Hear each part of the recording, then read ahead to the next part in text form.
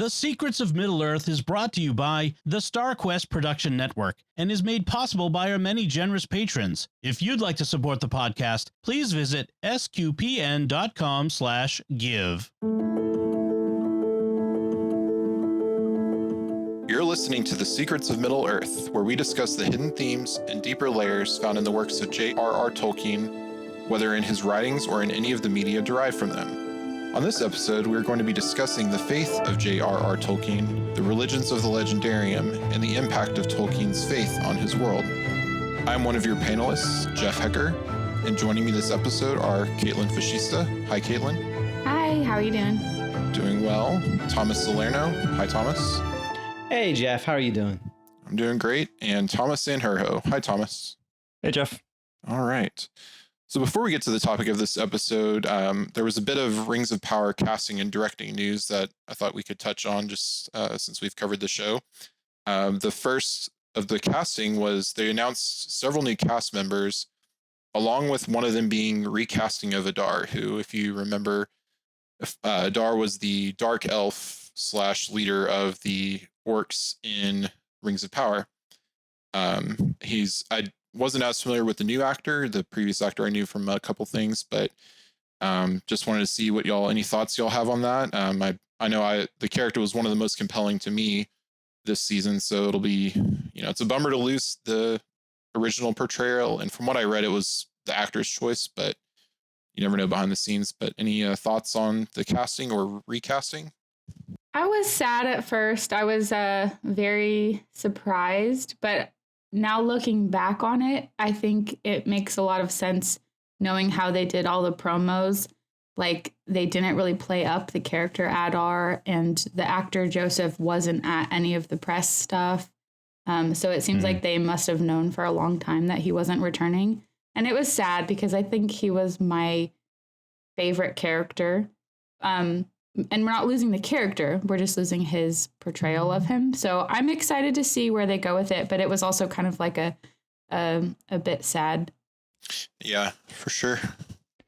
His is an interesting spot too, because he was a lot of prosthetics without kind of the necessity of prosthetics. You're not playing, maybe he got the role and didn't know that there was going to be quite as much of a heavy makeup component to it. So, it's always tricky as an actor. You're thinking about that how that affects you and your day, because a majority of their day a lot of times is spent just sitting in the makeup chair trying to get ready for stuff. I think I heard from one of the makeup people that his makeup was the most intense of anyone's. Yeah. And really? I'm sure that's because they had, it was so intense, but they also had to make it look natural. Whereas with the orcs, you're like 100% orc. But he was so in between that I imagine it was tricky. Yeah.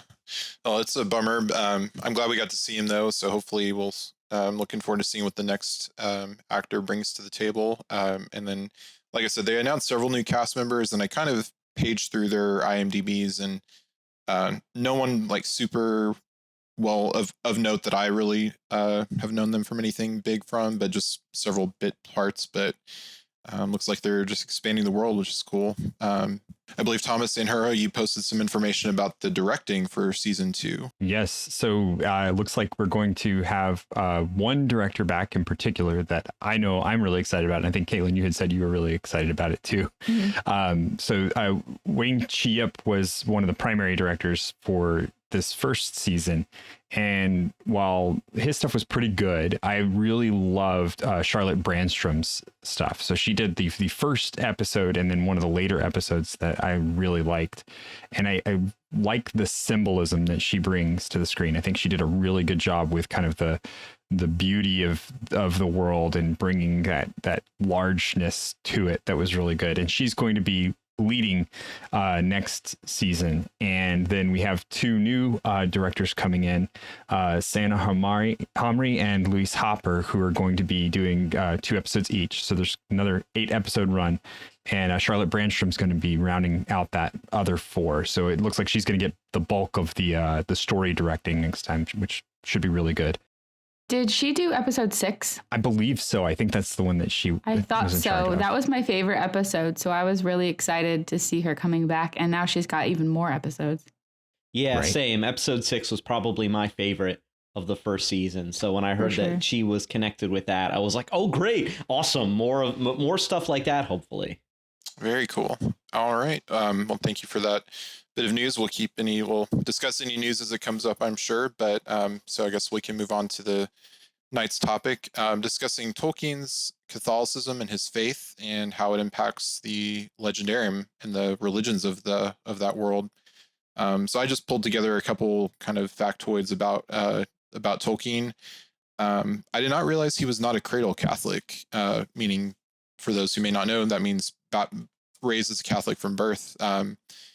His mother was actually his mother's family was actually Baptist, and she was baptized when he was 8 years old, which actually led to her family kind of cutting them off. Because I think by this point his father had passed away. Because he was raised in South Africa and moved back to England at this point.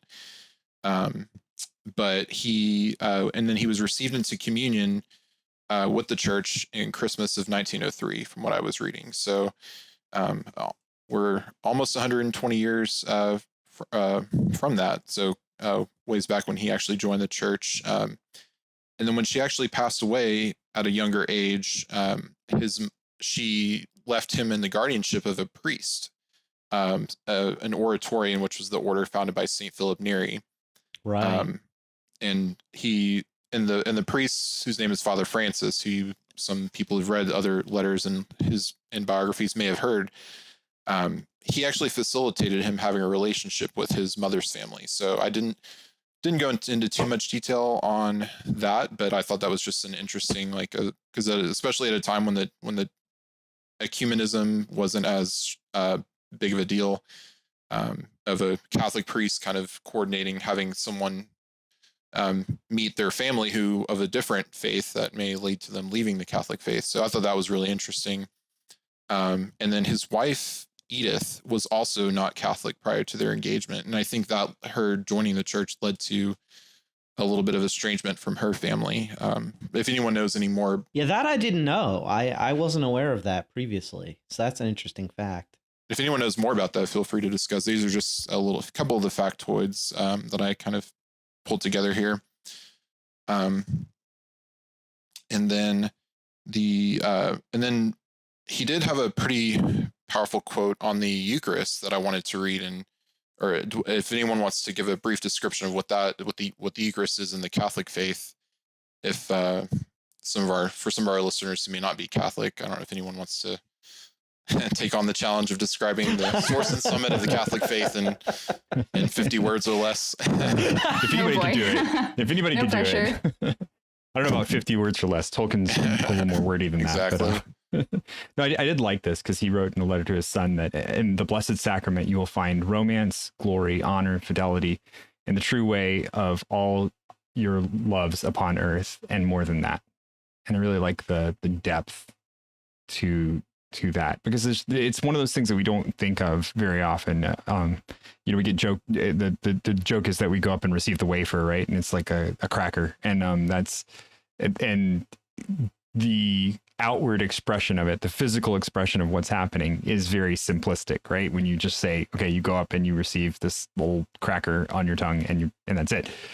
But then the depth of what that represents and everything that comes together to fulfill that is it's a huge story. And to say all of these things are there is both true and a mystery, right? Yeah, definitely. And as Catholics, we believe that at the Mass, the bread and the wine actually are transformed into the body and blood of Christ, and his sacrifice on Calvary is kind of represented to us. So I believe it really is fascinating. It's true what he says, that you can find glory, honor, fidelity, because all those things were at Calvary in Christ's sacrifice for us. Because without that, we would not be able to enter full communion into with God in heaven. He undoes it. It's kind of like, Tolkien talks a lot about the eucatastrophe, and how Calvary is kind of the ultimate eucatastrophe in cosmic history. It's like you have the God-man, Jesus Christ, put to death by his creatures. And he ends up, that seems to be just the greatest tragedy ever, but it is completely undone with the resurrection. And so I believe Tolkien, as a devout Catholic, was really keyed into that. I believe that the Eucharist, Christ's sacrifice on the cross, informs a lot of what we read in the Middle-earth Legendarium in terms of his philosophical and theological worldview. Yeah, and most notably for me, hearing the discussion of the lembas, the elvish way bread, which the Eucharist has, I believe, been called kind of a way bread, or like a, something to get you from place to place. It's our spiritual food, even if it doesn't satisfy our physical need for food. At times, it satisfies that deeper spiritual food, deeper spiritual hunger, which is very cool. And yeah, we could definitely have a whole series of podcasts just on the Eucharist. Just on we're on lembas. Yeah, exactly. Right. There's actually a point in the book, I believe it's in Return of the King, where when Sam and Frodo are walking through Mordor and all they have left to eat is the lembas. And the narrator mentions that lembas becomes more powerful and more sustaining the less you mingle it with other foods, which of course brings to mind some of the stories of the lives of the very early saints, some of whom actually, according to, the lives and reports that we had from them, lived for many years solely on the Eucharist and nothing else. Mm-hmm. Yeah. It's also written somewhere, I forget if it's the Two Towers or the Return of the King, but that it fuels the will. And without the lembas, they would have long ago just lain down to die. And so it's not only something that's strengthening for their bodies, but it strengthens their very souls. So there are a ton of parallels between lembas and the Eucharist in Tolkien's works. It's super cool. Yeah, very cool. And if that's a fictional way bread, then imagine what the real Eucharist can do for us. So very cool there. And then we do have something to read from one of his letters about kind of, as we kind of step into talking about his Catholicism in Lord of the Rings. And there also was I didn't have time to really put this into our notes, but I saw that he had written a poem to the Virgin Mary, or about the Virgin Mary, that we can include in our notes. It was a little bit longer, and I didn't have a chance to really read through all the way, but I thought in discussing the Eucharist, of course, we have to discuss the Virgin Mary, who, as we just passed Christmas, by the time this comes out, Mary was a huge part of that. Her yes led to everything, led to having the Eucharist altogether. So, but we can include that in our notes. So just a very deeply devout and spiritual man for sure.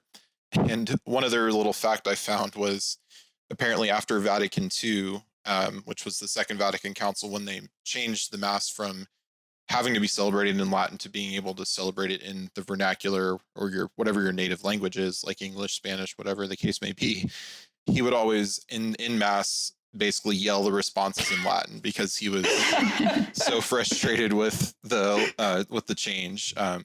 So I just thought that was, while he's a deeply spiritual man, he also had I'm sure he wasn't doing it from a humorist, but it's something we can definitely chuckle at now. So I feel like that's kind of probably for twofold reasons, because he was such a language guy, and because he was probably kind of like a cranky old man by that point. Like, you don't want to have to figure out an entirely different Mass when you're quite a bit older. Yeah, definitely true. All right. And then I think we'll kind of cap this section off by, we have one of the letters, which are published in various collections, but one was letter 142, which he was corresponding with a Jesuit friend of his, so I believe a priest, which I can read a quick excerpt from unless someone else wanted to do the honors. Yeah, I can do it. Which go ahead. How much of this did you want to read? The entire excerpt that's here? It's up to you. I mean, it's a great excerpt. Okay. I just kind of copied it, so feel free to read the whole thing, and we can. Yeah. Letter 142. Quote, I think I know exactly what you mean by the order of grace, and of course by your references to Our Lady, upon which all my own small perception of beauty both in majesty and simplicity is founded. The Lord of the Rings is of course a fundamentally religious and Catholic work, unconsciously so at first, but consciously in the revision. That is why I have not put in or have cut out practically all references to anything like religion, to cults or practices in the imaginary world, for the religious element is absorbed into the story and the symbolism. However, that is very clumsily put, and sounds more self-important than I feel. for as a matter of fact, I have consciously planned very little, and should chiefly be grateful for having been brought up, since I was 8, in a faith that has nourished me and taught me all the little that I know, and that I owe to my mother, who clung to her conversion and died young, largely through the hardships of poverty resulting from it. Unquote. That's such a great quote. Yeah. Yeah, and I think we were all chuckling because he says very clumsily put, and that was one of the most, like, I couldn't come up with anything better than that, you know, if I had tried. So that's one of the things about reading his letters is he's always saying stuff like that, like apologizing for not writing something down very well, and you're like, wait a second, this is the greatest thing I've ever read. This is so funny. Yeah, but yeah, so I know that we know Lord of the Rings is not meant to be allegorical. He has specifically said that, but I think this is clearly, he's like, I can't take all my, you know, his faith is so important to him and such core to his writings that I think he's even acknowledging, you know, we can't take it all. You can't hide it all. Which I know the Rings of Power show is not, you know, built as much on that kind of a foundation, but but at least in his works, definitely he has that foundation. And, you know, even though anyone can enjoy Lord of the Rings, whether you're Catholic, Christian, of other faiths or of no specific faith, but there's always that kind of core of truth that he has in there that would be that's you can't get away from. Even if you don't perceive it yourself, it's still in there. Well, and the corollary there, right, is we have to mention it, and we'll probably do a show on it at some other point from this panel, because I know it's been done before in our string of Middle Earth panels. But the C.S. Lewis version of a fantasy story was meant to be an allegory completely, like from the ground up. Right. It was directly related. You could pinpoint which characters represented which parts of the religious experience. And that was a point at which these two differed greatly. That Tolkien and Lewis knew each other. They talked about this issue at length in many different situations. So I love the fact that he wasn't trying for an allegory here, but that his sense of reality is so founded and so grounded in the faith that you can't escape it, even in trying to make a fantastical other world. And that it really shines through in the values that all of his characters espouse, what heroism is, what evil is. And I think that's probably one of the best parts too, is like that evil is not victorious. Like there's no situation in which evil is going to win. Evil will cause setbacks. Evil will change the course of things, but it's not going to win. And that's apparent throughout, as dark as it does get in Lord of the Rings. It's apparent that this is just something that's going to alter the course of history, but not actually end it or come out on top. And Tolkien's very explicit about that in the Silmarillion, and you don't really even have to read very far into the book to get to the idea of it, because even in the music of the Ainur, when the world is created, you have Melkor who's trying to mess things up and bend them to his will. And after the music ends, Iluvatar, who is like the one god creator of the whole world, is like, I forget the exact quote, but he's basically like telling him, no matter what you do, it's going to turn out that you're going to prove but mine instrument. So anything that you do will kind of be folded into my will. And like, there's no escaping the will of Iluvatar in these works, which can be kind of scary, I guess, if you're trying to, but it's also very comforting if you're not. Yeah. And I think that also ties into the idea of that Tolkien was big on of subcreation, in that Eru Iluvatar was the creator, and everyone else was a sub-creator, from the Ainur down to, the hobbits. Everyone is a sub-creator under Iluvatar. And I think Tolkien envisioned himself as a sub-creator of this world, but under the true creation of God. So, oh yeah, I definitely think that he put a lot of himself and his philosophy behind that as a writer in the story of Aule creating the dwarves in the Silmarillion. Because when Eru Iluvatar confronts Aule and says, did you think you could create these, in my despite, or something like that? And of course, Iluvatar knows that Aule has good intentions, but he wants to hear it from him. And Aule says, he says something to the effect of, when a child imitates the deeds of his father, it's not meant to be an insult. So it's like all of us as sub-creators are imitating the deeds of our father, of God, of the Godhead, the creator of the universe. We as sub-creators made in his image imitate him in, we can't create things out of nothing, but we can take things in this material world and recombine them and form them into new things. And of course, that's what Aule is all about. And he says to Iluvatar, he's like, I offer these works of my hands to you, but if you reject them, that's fine. I'm fine with that. In fact, why don't I just end my presumption and destroy them myself? And like, he almost destroys the dwarves, and he's gonna weep. He's weeping while he does it. But then Iluvatar says, stop, I am blessing your creation. I'm adopting the dwarves as kind of not the children of my choice, who are elves and men, but the children of my adoption. And I just found that story about Aule creating the dwarves and his interactions with Iluvatar is so moving and so powerful. I always feel, very emotional reading that story as someone who is of a creative bent and likes to create stories and stuff like that. I've always identified with Aule in that tale. Very cool.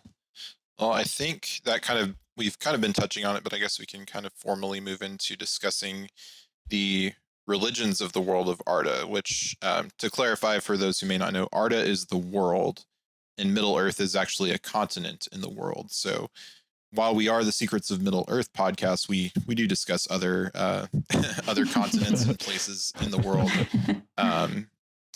So I think, yeah, as we've discussed, and as some our listeners may know, when the Rings of Power starts, that's kind of taking place in between some of the big sections of the Legendarium, as the deity, the creator god of Arda, I think it's actually Ea is creation. I could be wrong in there, but I think Ea is actually the word for creation itself. So you have Eru and you have Ea as his creation. So Eru exists eternally, just like we as Catholics believe that God and the Trinity exists eternally. And he created the Ainur, which were the groups which were the Valar and the Maiar. So kind of the angelic demigod type of spirits. So there were 7 Valar, and there were many more Maiar that were created. I believe he created both. I could be wrong. Or did the Valar create the Maiar as part of the song? No, I believe they were all Ainur. together. Yeah. Okay, they were all together. Okay. Yeah, they became Valar and Maiar when they came down into the world. Okay. Gotcha. Okay. Very cool. And yeah, as we discussed, I love the creation of the myth of creation that he wrote. It's a song, and you can kind of see that. You can look up stuff online about in the credits, the opening credits to Rings of Power, how the music starts off of kind of one harmony, and then as the Valar and Ainur come in, as the Ainur come in, that music changes, and then as Melkor decides to go in and do things his own way, you kind of get that discord. And you can look up entire kind of descriptions about that, but that's how the world was created. Was the songs of the Ainur brought Arda into creation. And I love how Lewis kind of mirrors this in the Chronicles of Narnia, where in The Magician's Nephew, which is the earliest in the Narnia timeline, Aslan creates Narnia by singing it into existence. So both Arda and Narnia, these two great fantasy realms, are created via song, via an act of speech, which is so biblical, right? Because we know that in Genesis, God speaks the world into existence. You know, it's an act of intelligibility, an act of speech. And so that's kind of mirrored in this, you know, the Middle or Arda and, you know, and Narnia both being created by song. Yeah, very cool. Oh, do you have something, Thomas? Well, yeah, I was going to say I like the fact that that both of these approach creation as a musical process rather than a violent process. And so there's nothing explosive about it. There's nothing, you know, collapsing, or we have a very scientific view of the world that we know that things kind of collapse together, and there's lots of bangs involved in the creation of the universe. But to take a step back from the scientific portion of it and to think about the nature of God as speaking it into existence or singing it into existence, kind of lovingly crafting it. And yes, there are, you know, unexpected and explosive things that happen in music, but there is an overall sense of it coming together in a peaceful way that moves through the whole of creation. I love that that image being brought together here. And then as you walk through the Legendarium, once you've got that framework set up and you walk through the story as it's happening, all of the scary parts and the parts where you're really in the weeds and things are not looking good for the heroes, those are those moments of tension in the music that must resolve eventually. And that's such a beautiful way to look at the story and how it's flowing. Yeah, I just love the music of the Ainur. In fact, I believe on I've talked about this not on this show, but with one of our other SQPN panelists, Mike Creevy, on his podcast, The Gracious Guest Show. We talked about Tolkien on one of the episodes, and we touched on the music of the Ainur, and we both agreed that like Tolkien was somehow tapping into something true here. That if, you know, because we know the book of Genesis is steeped in a lot of allegorical and poetic language, but that if there was like a literal truth of how creation happened, it might be very similar to the music of the Ainur. It just seems true somehow. I believe that. I believe Tolkien was tapping into something true and right about the nature of the universe, about the nature of creation. Like you were saying, Thomas, how it's an unfolding. You know, it's not a violent process. It's unfolding. It's ordered, and there's this kind of peaceful, you know, background to it of song, of speech. There's a beauty woven into the very fabric of creation, and I just think that just has to be true on some level. Very cool. Well said. Yeah, definitely it's just if you've never read the Silmarillion, but especially the beginning part, which is the Ainulindale, where this is all taking place, and it's actually a very relatively short section compared to the rest, but it is a little more dense, but it is just a beautiful, you know, it's poetry. It's not just that's one way to approach the Silmarillion. Is it's not a novel. It's a collection of stories and poetry. But very cool. And yeah, just to kind of touch on the Valar and the Maiar, there were the seven Valar, of which, you know, Melkor was kind of he was kind of the first among. He was kind of the Lucifer, you know, to compare it to our Christian tradition of the kind of the first created being, who eventually saw himself as equal to the Creator, which led to his downfall. And you know, if we ever talk about the Silmarillion in more detail, we can definitely discuss what happens to Melkor, but it doesn't end well for him, you can say. To put it lightly. Yeah, and so just to kind of briefly go through, after the world is created, and eventually the Valar and the Maiar go and dwell on the continent of Aman, which is to the far west of the rest of the world. And at this point, the Earth is flat, or the Arda is flat. It is not a sphere. So, flat Middle Earth society. Exactly. Yeah. That's right. So they are from the far west, and then the Middle Earth and other places are in toward the east. And eventually the elves are created and awaken in the far east of Middle Earth. Like if I'm wrong on that, please correct me. And then they eventually, as they awaken and travel, they eventually travel to Aman and to meet the Valar. And I think it's been a while since I've read the Silmarillion, but I believe one of the Valar kind of visits them, or the Maiar visit them and kind of say, "Hey, come with us to our home and to kind of dwell with us," which is, and not all the Valar agree. I believe True. Olmo is against it. He's like, no, you should just leave them alone. Like, but Orome, the huntsman, is like, no, we should bring them to Valinor for their safekeeping. That's such an interesting point that I feel like we could talk about for a long time, because the way I see it, if they were put there and that's where they awakened,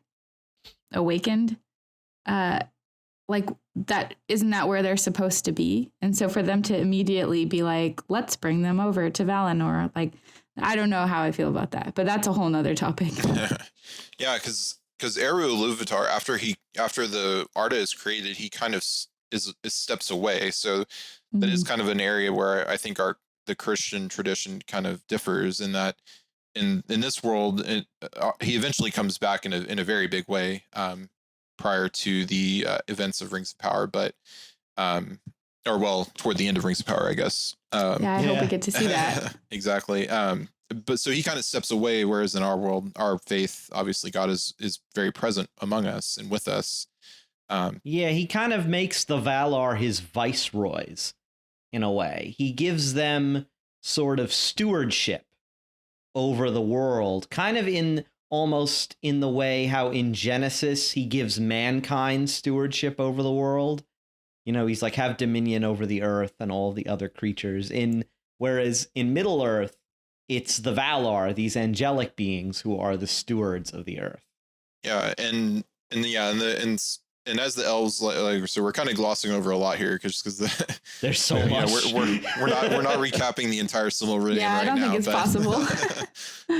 But some of the elves, they stay with the Valar, and others in Aman, in the continent in Valinor, and some elves kind of return to Middle Earth, and then at that point as well, we touched on dwarves, on the creation of the dwarves, which are Aule's creation, who was kind of the stereotypical or archetypal, like, smith type of character, smith type of deity, and he created the dwarves out of the rock, basically, and kind of gave them a sort of half-life, but they were more like automatons than anything, and didn't really have that created that I believe Tolkien called, I believe it was Fea, the kind of that spirit that really makes them alive. And so, as we discussed, as Thomas discussed, he basically said, I'll smash these creations if you don't like them. If you don't like them, Dad is. But of course, I'll destroy my macaroni art. Exactly. They almost remind me of like video game characters where they only move when you're moving them, and if you set the controller down and leave, they just stand still. It's like that's kind of how they were. Right. And then of course Eru was merciful and said, no, I will. They're not my creation, but they are my adopted children, since as we mentioned, he kind of subcreated the dwarves, but he did put them to sleep for a while, because I believe the men awoke before the dwarves. Definitely the elves, because the elves have to have priority. Right. And so I think it's he didn't want the children of Aule to awaken before the children of Iluvatar. Right. And so just kind of we've kind of touched on we haven't really discussed, I guess, the religious practices of these two kindreds, but the elves, they were kind of remaining with, some of them remained with their gods and it's kind of all hung out together and were the light of the trees, which the Valar made grow was kind of a source of happiness and almost kind of drunkenness that they basically were getting, getting kind of drunk off the power of these trees and almost in a state of kind of bliss from from just the light of the trees, which was why when, as we kind of saw in the Rings of Power opening, when they were destroyed was such a loss to the world and was the loss of light to the world. So the elves, kind of their religions obviously have kind of varied a little bit, or kind of their practices. And then the dwarves were kind of followers of Aule, which in the show, Durin said Aule's beard. So he was referring to kind of our. I was a little disappointed we never heard the Khuzdul name for Aule, Mahal. I would have liked to have heard that in the Rings of Power. I have a feeling they're going to branch off into that a little more as they get into the more dwarf-centric show. That'll probably come up a lot more. I was going to say, I have a theory that we're going to get to meet Aule, and that's why they keep name dropping him, because they want us to be ready. I think we're going to see him next season, or at least see like his forge. Maybe we'll see like the back of his head. Oh, very nice. That's just my theory. Well, and because he was like the original, like Sauron used to be his apprentice when he was Mairon in Valinor. So yeah, you're right. If we see his origin in Valinor, we should see him and, Curunir and Feanor and maybe a whole bunch of other man, Aule has bad luck with students. I know. This poor guy. He cares too much. That's his thing, right? It's like he does. He loves too much. Yeah. I feel like we should do an episode where we just talk about the Valar. That would be really fun. I believe that's on our list, on our document. Yes. Yeah, Awesome. we're kind of touching on that now, but yeah, and so I don't know if anyone knows any more before we kind of jump to the men, which I think there's kind of the most we know about them, at least from the main works. But does anyone have anything you want to discuss on Elvish religion per se, or Dwarvish religion? It's kind of different than our version than the real world version of religion, where we for the most part, even those of us who have a faith of any sort, we haven't seen our God in person in the sense of we see our God walking down the street. Whereas the elves, some of them, elves are immortals, and some of them have lived with the Valar since before time was even counted on in Arda. Yeah, I think one of the ways to look at it too is that it's really similar as an analogy, and I know Tolkien would roll it over in his grave when I say this, but it's similar in analogy to Iluvatar created, but all of these instruments that were part of his song are still there. So they're like the powers and principalities, almost the same way that God has created our world, but then the things that run our world, the natural order of things, he has set in motion, and those are the things that he's left kind of in charge, and we don't interact with them. And that's I think the difference from our perspective is that we don't directly get a chance to talk to the concept of economics or the rising and setting of the sun. We don't get to have an interaction with those things in a very physical, verbal way. Whereas the elves do. The elves get to go and speak to the master craftsman, the concept, I always, the concept of craft embodied. And so it's such an interesting relationship that they have. And then you have the men, as they come up later, don't get to have that interaction as much, and they're so short-lived that it's unlikely that they'll ever see outside of their own small little area that they're born in. And that, I think, is kind of the difficulty that the men have, and then also the blessing that the men have, which is something we'll talk about, I'm sure, as we go through, because the elves consider the men very lucky not to have that same exposure to these things. And I think it shows a little bit in the fact that the elves can tend to be a little jaded about these things in their own way. And that's one of the faults that we see as the elves go through, is the mistakes that they make are big mistakes and very bold mistakes. But that's because they are constantly in contact with these very big and bold ideas.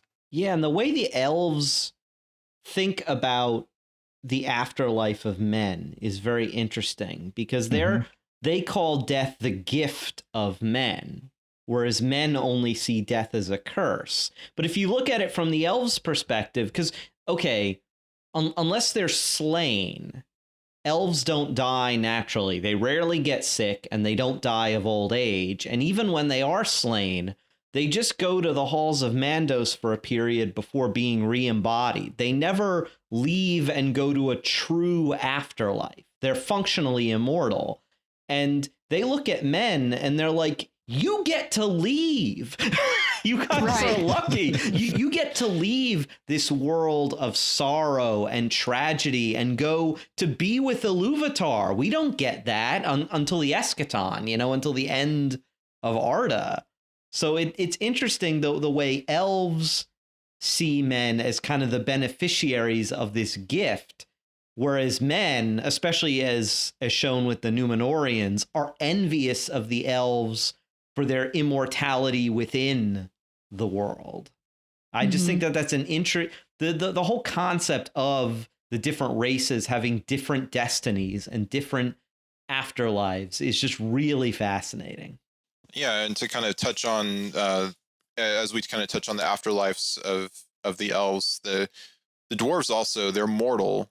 However, it's kind of said that they will go to the halls of Mandos, which, as we mentioned, are kind of a realm of, or maybe a physical place where the deceased elves and some men go, or do all men maybe go there. All men go there, but then they leave and they depart for Iluvatar. Yeah, except for an occasional reincarnation, but that's a very rare occurrence. But the dwarves are also set apart. They're in halls set apart in the halls of Mandos, so we don't really know what happens to them. If they are do they kind of go with to Iluvatar like the men do? Are they kind of are they reincarnated in any way? I don't know if you guys had any thoughts. I was kind of thinking, like, I wonder if they kind of become part of the rock, the kind of the foundations of the world. And that would be very dwarvish. If like you come from the rock into the rock, you all return, which as we're getting close to where the Lent season is coming up, we say we're from dust you were made and from dust you shall return on Ash Wednesday. So I wonder if kind of the dwarves, it's kind of an honor to kind of return back to the rock that they're made from. I don't know if for y'all who may have read through the letters or the other works that are outside of the Silmarillion, I don't know if you have if there's any discussion on that you would like to mention here. I read somewhere that the elves believe that the dwarves don't have immortal souls, but that they return to rock when they die. But that's not necessarily what the dwarves believe about themselves. And that apparently the dwarves keep a lot of that secret. They don't put it abroad, really, what they believe. I know certain dwarves, like Durin, keeps getting reincarnated, or at least that's what the dwarves believe about Durin. And apparently they also believe that at the end of Arda, they are supposed to help Aule fashion a new Arda after it's been destroyed finally by Morgoth, that they will be involved in kind of the creation of a new heaven and a new earth. So yeah, the dwarves have, I wish we knew more about it, but since they're so secretive, they don't really tell us a whole lot. Well, and that's the thing. We don't even know, honestly, where dwarven children come from. Like that's not, that is a thing that is explicitly sort of left out of the discussion. Like we assume we know where men come from. We more or less know where elves come from because there's a lot of discussion about genealogies. But even when you talk about the genealogies of dwarves, it's not as much of like this pair begat this pair and so on and so forth. It's more of a, this is the son of this person. And a lot of times it's almost like it's just that same person over again, especially with the way they act when they're the younger version of themselves. So it's really, I don't know, dwarves are weird, man. I think we can all agree on that. But it's an effect. It's an effect of the language too, right? Because what Tolkien wanted to do was make a language that had a history, and that was Elvish, not Dwarvish. Dwarvish was kind of a side effect of the world that he was creating. And he had all these words that he wanted to use for this other group of people. And then they are almost kind of half baked. And, I don't want to say that because it's so fully fledged out. There's like so much lore there, but at the same time, compared to everything else that Tolkien built, the dwarves are really just not complete in my opinion. But even in the world they are, because they were not created directly by Iluvatar. They're crafted by Aule. So they're almost literally kind of half baked, and sort of, Iluvatar finishes it off by giving them souls. But yeah, it's just... Yeah, and like going back to the letter 142 we discussed, where he says, "I've consciously planned very little," and he may have been more referring to the Lord of the Rings, and the Silmarillion was in various stages at that point. But yeah, you can definitely tell that it's not like a lot of fantasy now, where like you have very strict rules that are kind of set. There's a lot of kind of, and especially the Silmarillion being such a composition, there's going to be different stages, and but I was going to say, I've been watching a lot of Last Kingdom on Netflix to kind of fill that void of kind of a semi-fantasy. And so I was kind of thinking, I wonder if the dwarves kind of have like a Valhalla type of, that's what they kind of see, halls of feasting and fighting. Interesting. And, feasting and fighting for eternity. But I think what you said about the creating of kind of being there to create a new Arda at the end of the current Arda that's really cool. Yeah. Whole thing is very cool. Well, so we've discussed the elves and the dwarves. I think we can now kind of move to discussing the men who we probably know the most about, I would say, aside from the elves, in terms of the various practices, which there were so many different peoples of men, for lack of a better term. There were kind of the ones that were more elvish and were descended from elves. And there were the ones that were kind of more in the Far East that were really untouched by the knowledge of the elves and knowledge of the kind of the Valar.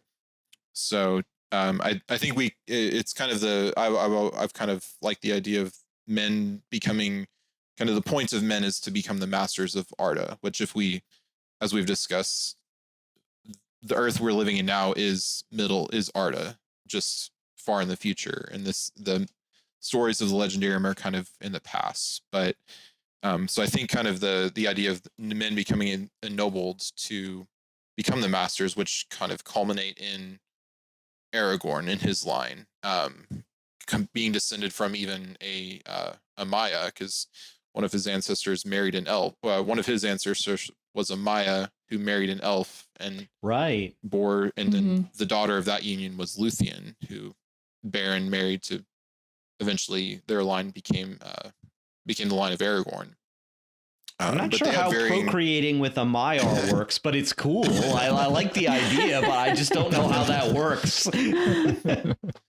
I think there's some definitely divine inspiration there, because if you read the Silmarillion in that section, Melian was the Maya, and she's telling her husband stuff all the time, and he's just not listening. Thingol was her husband, and Thingol was just kind of not as thick-headed, not as kind of boneheaded as Feanor and others were, but definitely there were times where things could have been different if he had listened to his wife, who was, a deity. So right, like you literally married one of the Maiar and you don't listen to her.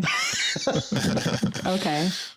But yeah, so kind of the noblest men, they stood with the elves in the War of Wrath and stood with the Valar and received Numenor as kind of a gift, and of course the men of Gondor descended from Numenor, so they kind of have that line of practice, and you can kind of see their symbols and like the tree of the white tree, which was, and it goes back to the trees of the two trees of Valinor.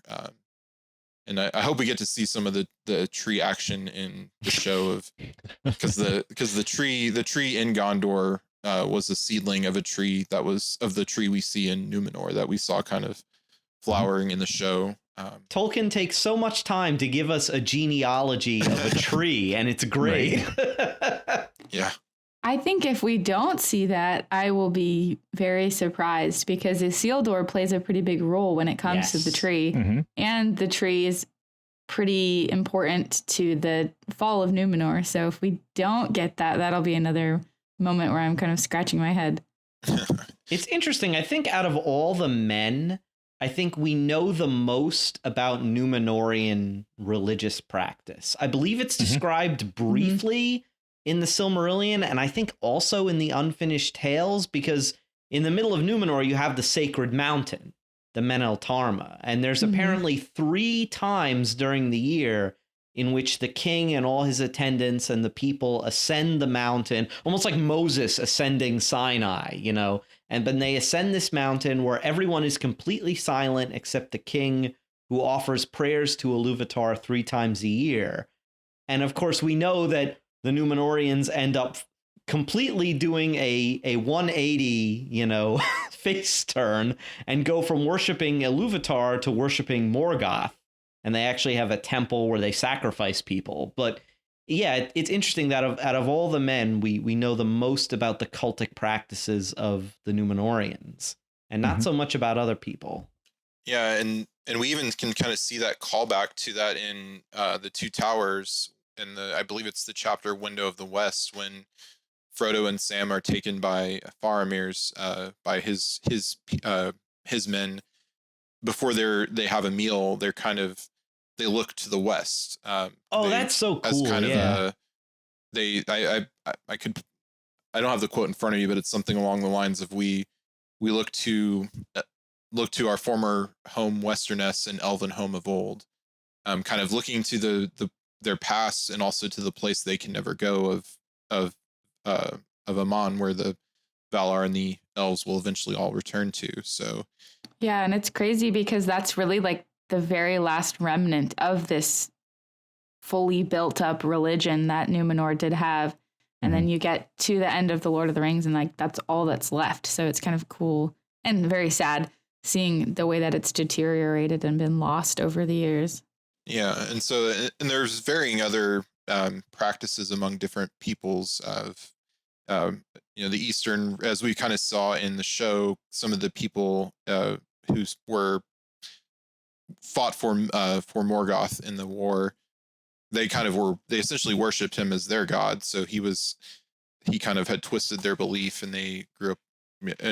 Not all of them did, but we saw. I believe Waldrig was the character who kind of was the leader of that kind of cult of Morgoth.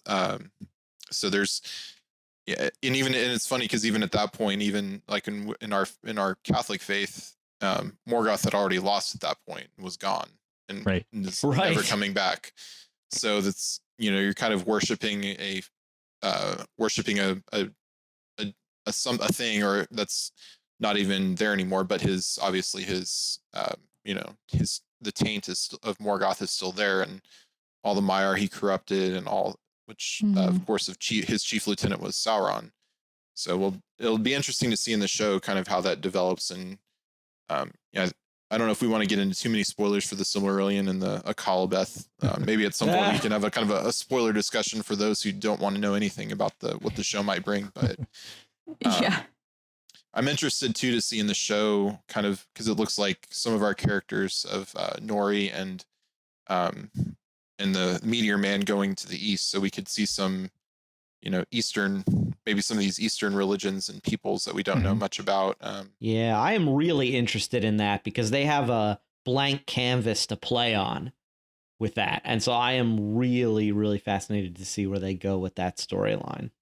Yeah, that'll be it's interesting to see where they are going to where they're going to take some of this, because I think the interesting part of Tolkien's leaving us with these with the cultures that he created is that they are not largely religious cultures.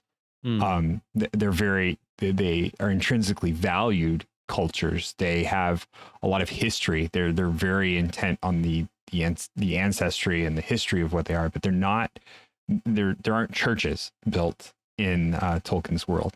And so it's kind of interesting to see that played out, because it has a twofold kind of issue in the way it's presented. Is one, that you have a completely agnostic show, but in the other, it's so steeped in the values of Catholicism that you can't escape those values. And I love that aspect of it, because you can hand Lord of the Rings to someone who is very anti-Catholic, and they can still read it and get all of the wealth of the story out of it, but also the values that are passed through it.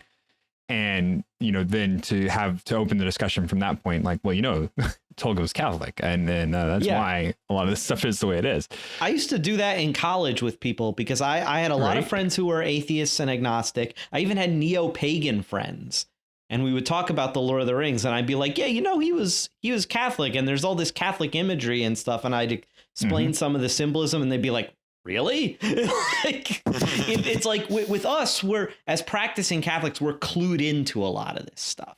But with a lot of people who aren't, they may not pick up on a lot of this kind of deep, rich symbolism unless they're told. And it becomes kind of a discussion point, a way in of almost like, evangelizing through culture with people, which is, Tolkien didn't really intend for the book to be, an apologetics tool or anything like that. But at the same time, it still allows you to open up these discussions with people about Tolkien's faith in kind of a non-threatening, non-sectarian kind of way.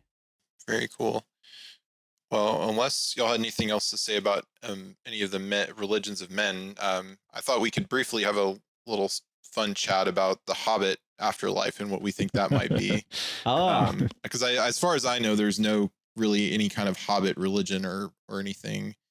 And if anyone knows anything about it, but I think they're just kind of the more simple folk, that they're kind of they don't worship the earth, but that's kind of their religion, is kind of living, is working the earth and being in kind of more communion with the earth than some of the other races, because the Shire is kind of that more idyllic countryside. But just if anyone has any fun thoughts about what the Hobbit afterlife might be, I think of course it would involve some good food and good drink, and I think just by their nature of being kind of descended from men, they probably have a place in Mandos, and maybe they're part of the gift, they receive the gift of men as well. But if anyone had anything to say on that. Yeah, I tend to go with the thought that they are, they have the same fate as men. And of course, we know at least they seem two to be less hobbits. concerned about it. Yeah, that's true. So that's my 2 cents on it. They seem to be less concerned about death in general. It's not very well described in the book. He doesn't really get to it. Yeah. And one kind of, as we discussed the great Tom Bombadil the last time, there was kind of a quote that was running through my mind with this, which in the films it's Pippin and Gandalf talking at the Battle of Pelennor Fields. So it's at the last book, but in the novels it's actually in the first book when they're leaving, or after I believe it's when they've already left Tom Bombadil, and kind of that slice of pure Arda, of untainted Arda. But I'll just read this brief quote here of Frodo heard a sweet singing running in his mind, a song that seemed to come like a pale light behind a gray rain curtain, and growing stronger to turn the veil all to glass and silver, until at last it was rolled back, and a far green country opened before him under a swift sunrise. Which I think is kind of I love that moment in the films. Yeah, I love that in the films, and I think it sounds like it's kind of we're referring to Valinor, kind of that that, pure, like I said, kind of that slice of that piece of heaven on earth. And it's foreshadowing, right? Because Frodo is one of the two hobbits we know of who gets to spend the rest of his mortal days in Valinor. Which is funny, because if hobbits are an offshoot of men, I don't know of any men who have done that. Maybe Tuor, right? Although that's ambiguous. But yeah, I don't think we know of for certain any men who have gotten to spend their mortal days in Valinor, except for two hobbits, Bilbo and Frodo. Mm-hmm. So there's some interesting foreshadowing with that quote in Fellowship, foreshadowing something that won't get payoff until the very end of Return of the King. Yeah, definitely. And I wasn't on the very first episode of the show, but when the scene of when Galadriel was being shipped back to Valinor, and you kind of like, this quote was running through my mind when you literally see the clouds like open up. Yeah. And you see the light pouring out, and you hear the song, and just I loved the way they did that. Yeah, very powerful. It's almost like baptismal. And then of course because they're even switching, they're kind of stripping their previous garments to kind of that pure white, and they take her dagger from her as like, you're leaving this life and the woes behind. Oh yeah, that's wow. I hadn't thought of that. I'm gonna have to watch that scene again. It's like her fight is over and she's kind of leaving it behind. Yeah. But then it doesn't happen. Yeah. But then she has an actual baptism and jumps in the water. That's right. And then meets the devil in her swim. Darn good thing she took that dagger. It's good thing she took that dagger, because without it, where would we be? Exactly. Where would we be? Yeah. So, and then just I don't know if we wanted to briefly touch on we've talked about the kind of the good people for the most part, but there's also kind of the dark of the world, and Melkor, as we said, became Morgoth, which his name was Melkor, but then they believe it was it the elves or the Valar who named him Morgoth, the dark enemy of the world? I think it was Feanor himself, right? Right. Yeah. Okay. When he was pretty mad after his Silmarils got stolen. Yep. Yeah, so we kind of have the flip side of what we've discussed, of kind of these good races that were, but we have Melkor and or Morgoth and his subsequent followers of the Maya, like Sauron and the Balrogs, and Ungoliant, the spider, who would have been a descendant of, or an ancestor of Shelob.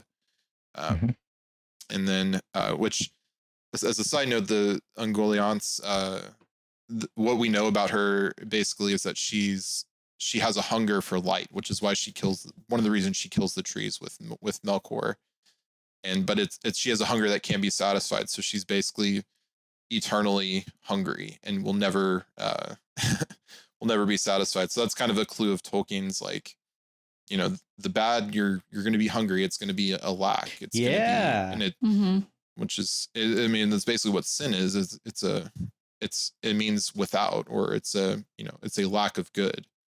So you have these even people who would have known Eru Ilúvatar, like actually literally known him, and they still turned away. So, and look at the ring wraiths too. They like become nothing. They're without. They fade away into, like, they don't have bodies anymore. They're just sort of, although they can wear clothes, which is, I guess you're just not supposed to think about it too much, but they have like, they're bodiless spirits, and they can't be seen.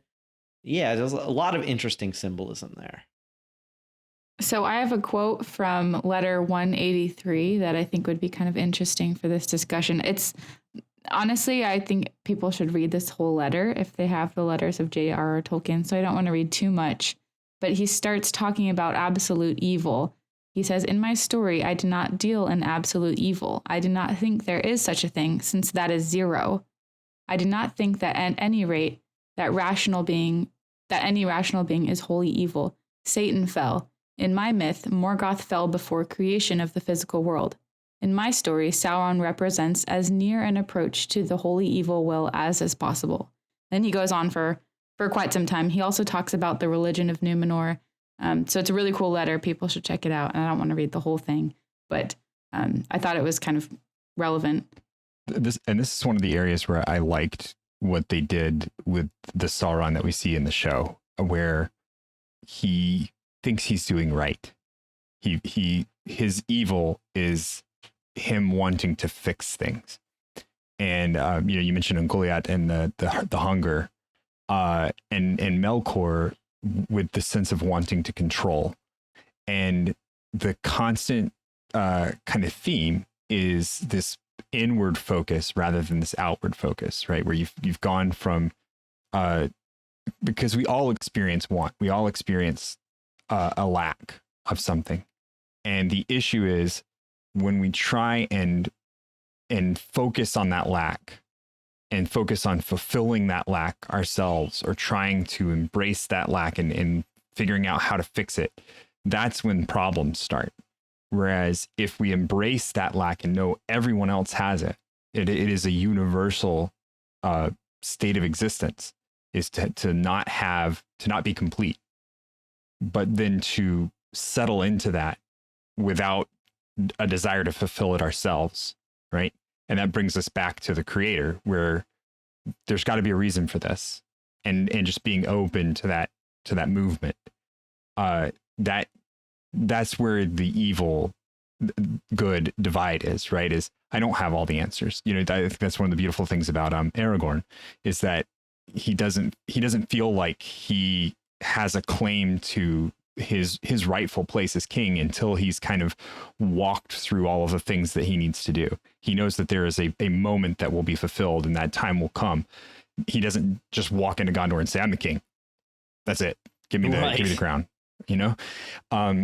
But he also doesn't know what that moment's going to be, because and he's just along, in a lot of ways he's along for the ride, and he's kind of just following the path that is laid before him in faith, really.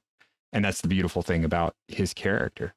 Yeah, he says at one point, "By the labor and valor of many, I have come into my inheritance." Right. Mm-hmm. And that's I think that's the character that Tolkien wants us to espouse, is that character that doesn't focus on what we're missing, but focuses on the journey that we take to get to the end. Whether we find what it is that we feel like we're missing or not, we follow that journey through to the end. And you see that consistently his evil characters are those characters that stray from that path and become obsessed with fulfilling that thing that they're missing, power or the hunger in the case of like with Smeagol, when he gets the ring, it's that he has a possession, and before he has that possession, he has nothing, and now suddenly he has this thing that's his, that he's willing to kill for, and cares so much about that it actually transmutes the person, or the hobbit that he is, into Gollum. And with how much the show focused on Sauron in terms of not seeing himself as evil, but being a benefactor. And he tries to convince Galadriel of it. I wonder if anyone on YouTube has done one of those montage music videos of Halbrand Sauron to the Rolling Stones' Sympathy for the Devil. Oh, I'm sure. Yeah. Going to look this up now. Yep. Tolkien actually talks about that in the letter that I referred to earlier, kind of like how he desired to. Well, I can just read it. It's right in front of me. He said he had gone the way of all tyrants, beginning well, at least on the level that while desiring to order all things according to his own wisdom, he still at first considered the economic well-being of other inhabitants of the earth. But he went further than human tyrants in pride and the lust for domination, being in origin an immortal angelic spirit. So he started out with good intentions, but then he just went so much farther than kind of what he should have done. Yeah, and what sets him apart from is between what sets like Melkor apart from Aule is that Aule turned back to Iluvatar and Melkor did not.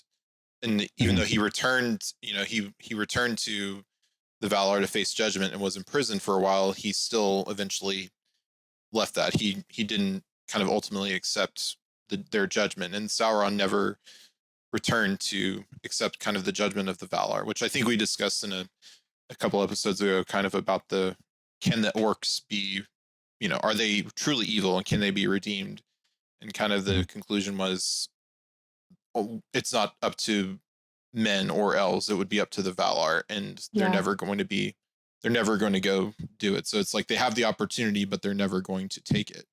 And like Sauron never, he kind of eventually, as we might see, becomes imprisoned, but it's really to further his own end. It's not he's not truly contrite. It's not like he's and even in the earlier parts of the story, he's more afraid of the punishment than being, I think I mentioned previously, confession is not about you did something bad and you have to confess because it's a punishment. No, it's to return ourselves to the state of, what we should be.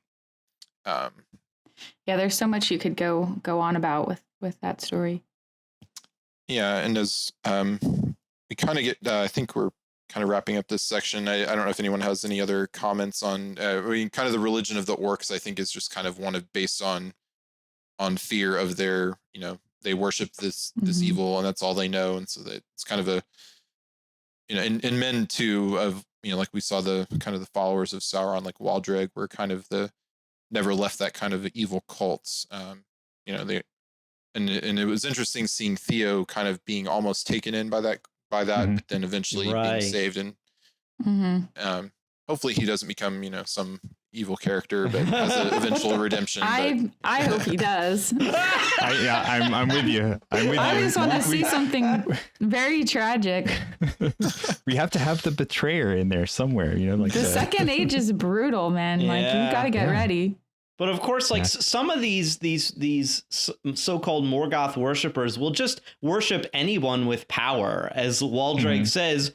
I'll serve you then, whoever you are. Right. He doesn't care as long as they have power and thinks that by serving him he can participate in that power. Then he's just fine. Yeah, this is one I'm really interested in is the Balrogs. I want to see because that is an area where there's literally nothing about. I mean, we know what they are, we know why they are, but we don't know anything else about them. And so you could really write some incredible, especially if we start seeing more Maiar in this upcoming season, we could really see the other side of that and what the Balrogs are. And maybe I can't imagine that they are comfortable serving Sauron in replacement for Morgoth, like that. Right. That's not okay because they're basically equals, and possibly even superior to him in a lot of ways. So there's got to be some. I would love to see that played out, and I think that would be a really interesting angle for them to take, to kind of dive down that road. Because why did they not show up at the final battle of the Second Age? I wonder if they're going to go into that. Hopefully so. We'll see.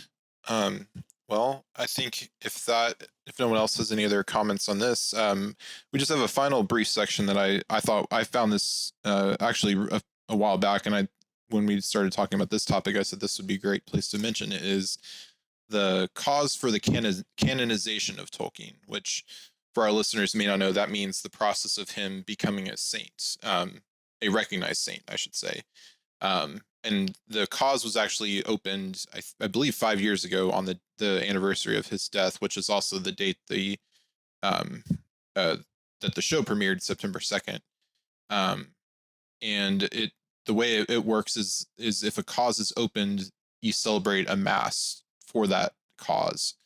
And in this case, it was actually celebrated at his parish from when he was from his time at the oratory.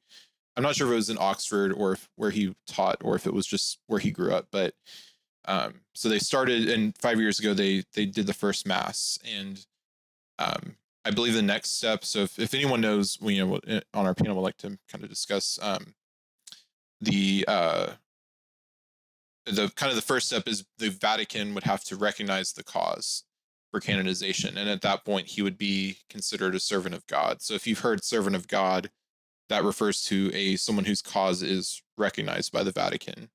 Mm-hmm.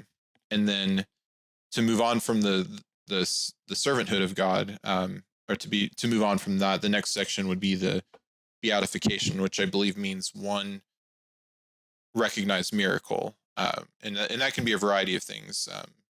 It can be something like you ask for the intercession of J.R.R. Tolkien for the healing of something, and you could be healed, and that information could be relayed to to the powers in the church to investigate it, and that's a pretty involved process, which I'm not as I don't know too much about that, but that is kind of how it goes. And then I believe if they confirm a first miracle, he would be called blessed, and then a second miracle attributed to him would lead to his, if approved, would lead to his canonization as saint. So, and I believe ultimately it's the Holy Father who makes those decisions, and who would canonize a blessed. So, we're in a time being where the Holy Father, Pope Francis, has. I was just reading recently, he's canonized more saints than many other recent popes. So,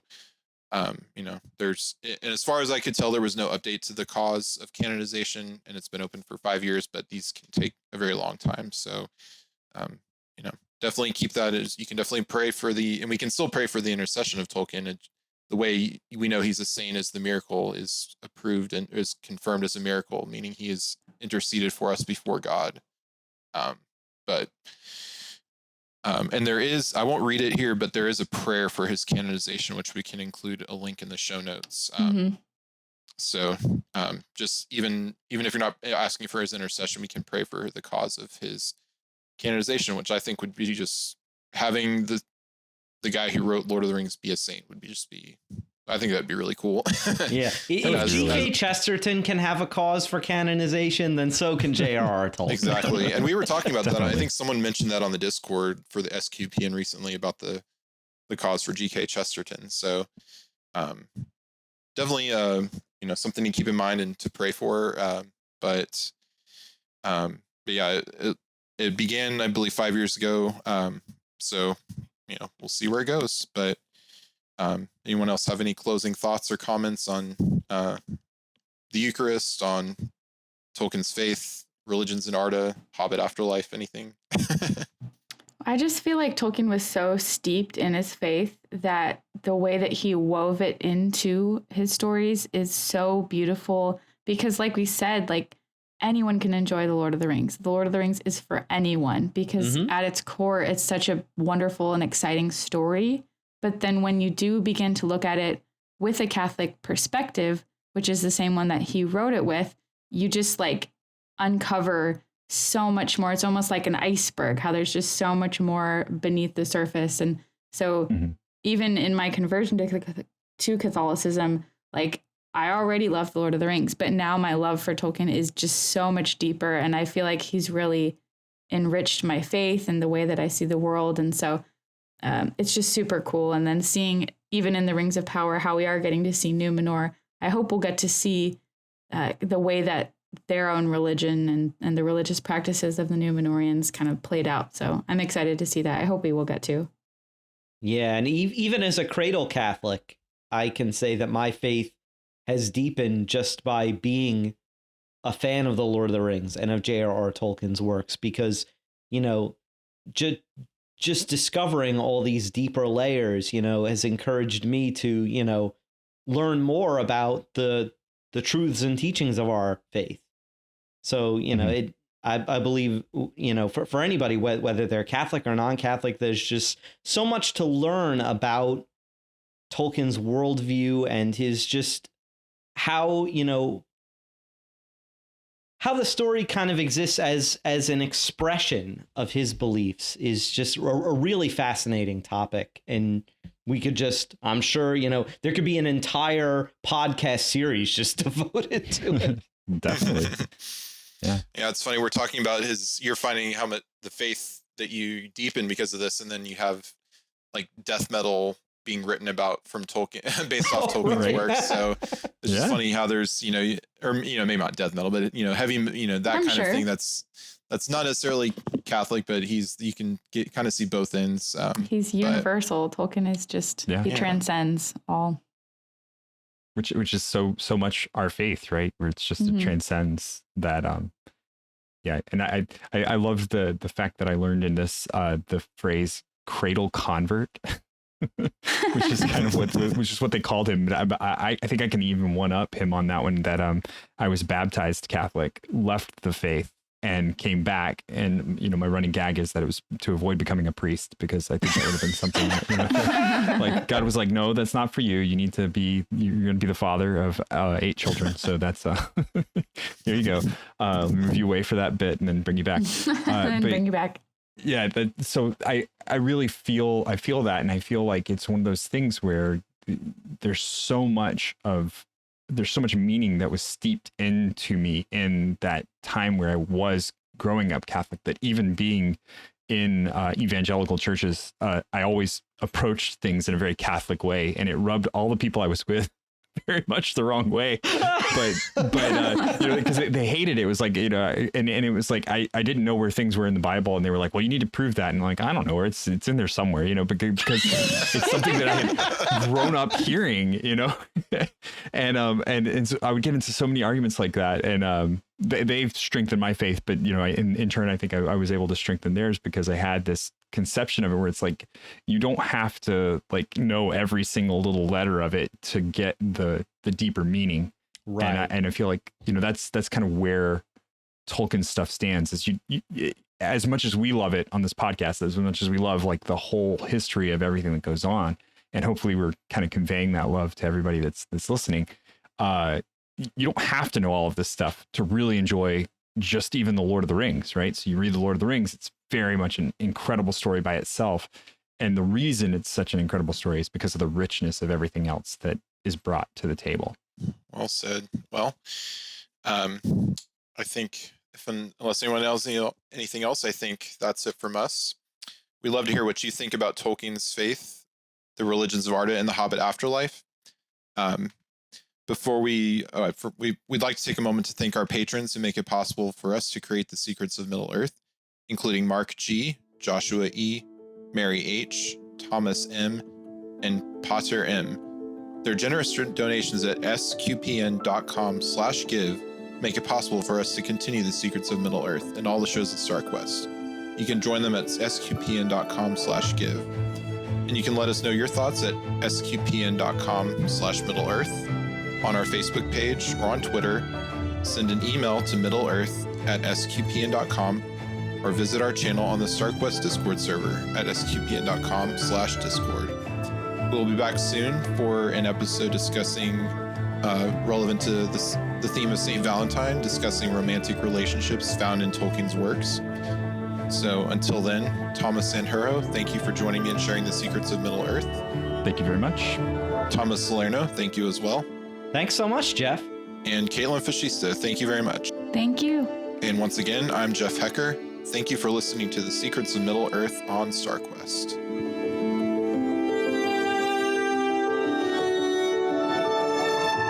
Here's another show on the StarQuest network you're sure to enjoy, PlayStation Portable. Find it wherever fine podcasts are found, or at starquest.fm/PSP.